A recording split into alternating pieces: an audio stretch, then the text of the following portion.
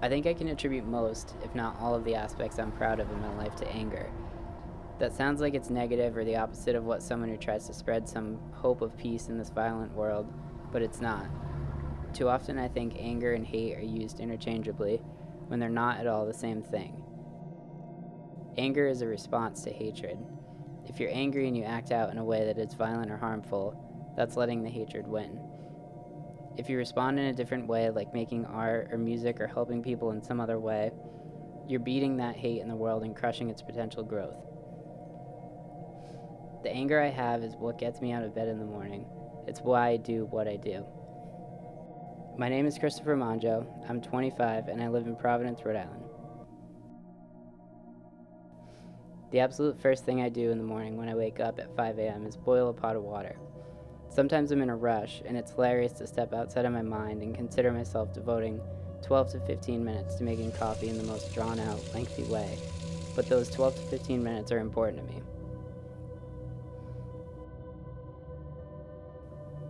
I cannot make that coffee brew any faster. It's a lesson in control and accepting something I have no control over.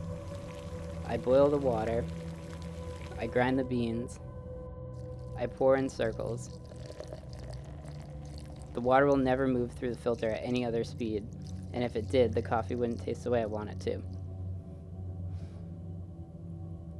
That's important to me and my day. When I'm not able to make the coffee in the morning, it's like I'm leaving the house without my wallet. I feel off.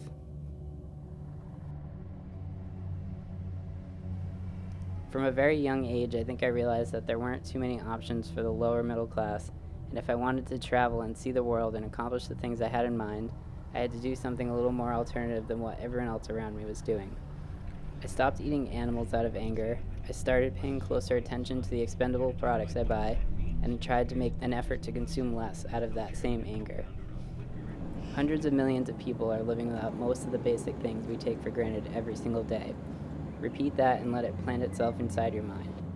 I am an extremely sensitive person at times. I get bothered whenever I see injustices around me, which is just about every single day.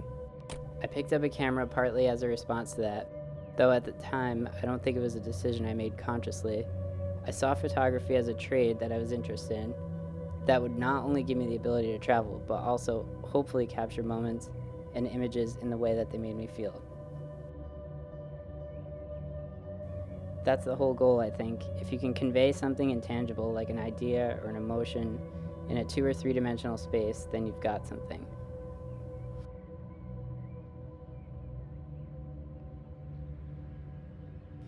In high school, I'll never forget this. My senior year, I went on tour with a friend's band in the United Kingdom. I was 17. Up until that point, I think most of the people I was in school with saw photography as something I did like anyone else might play the clarinet or snare in marching band. To them, it was a stupid thing to be so enamored with. I was made fun of in school for being into art. I was made fun of for dressing differently, for having long hair, for the music I listened to. When I went on that tour, it made me feel a little validated in a way, to do something much bigger than the town and the school I grew up in. This is a suburban high school we're talking about here. The only other things most of these kids did besides make fun of each other was get fucked up and drive around between the mall and McDonald's in their parents' car. I knew I didn't want to be a part of that, and I truly never was. I started a band in high school but never was any good at music. I played guitar and we played a handful of shows in the area at the time I thought were the most important things in the world. It's funny how perspective changes as we get older. I put a lot of mental investment into being in a band, and when it fell apart, I was pretty bummed out for a while. I think now, I try to think of things in a backward way, as if nothing is the most important thing in the world, because really, how could you ever know that? I show up, I work my hardest, whatever comes out of those actions is largely out of my control. And in hindsight, the band thing not working really wasn't a failure, because putting myself in the music scene and always having my camera on me led me to the opportunities of touring with bands and traveling the world. Surrounding myself with people who were actively pursuing a life built around their passion, it was a very big fuck you to everyone around me, at least in my own head.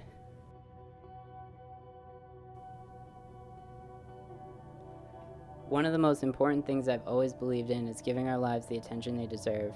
What do I mean by that?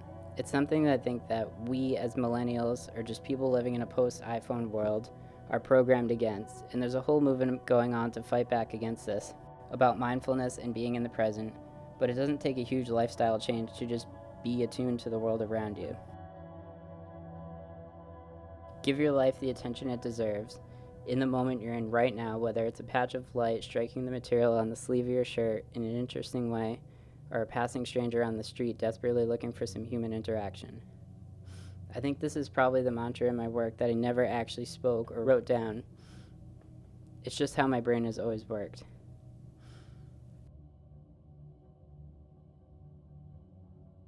Most recently, I went on a road trip through Iceland with my fiance.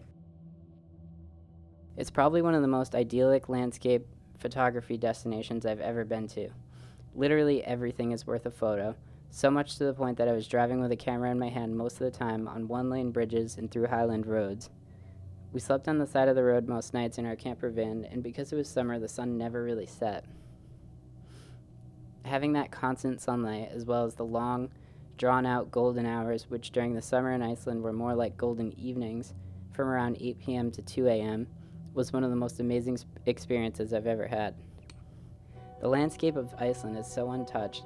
There are less people living in the whole country than the very small city I live in. I love the isolation that we felt while there, especially while driving in the Westfjords region. There was one day where the only person we saw was when we stopped to get gas.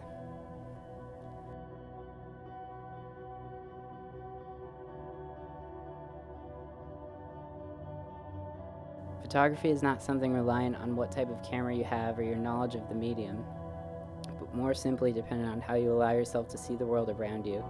It goes without saying, I think. Most of the photographs that have truly stuck with me and resonated inside my mind did so because of the way that photographer saw and captured the moment. A lot of the personal work I do is landscape, and I think that is probably the hardest type of photography to really provoke some emotional response in people other than what a pretty picture. But when you do, and you see the wheels inside another person's head begin to turn, when they're tuning into the details about the landscape that made it worth photographing, that is a really big reward. I'm not sure where I want my work to take me next. I've got some trips planned that I'm mapping out with friends. I'm engaged to a beautiful woman who pushes me to keep working every day. I have a home I love in a quiet little city with character. I am eternally thankful that I can wake up every day and do work that means something to me, work that I care about and want to share with the world. I think it's important to not lose sight of what you have every day, to take a mental inventory of everything good, because the nature of this life is that it ends.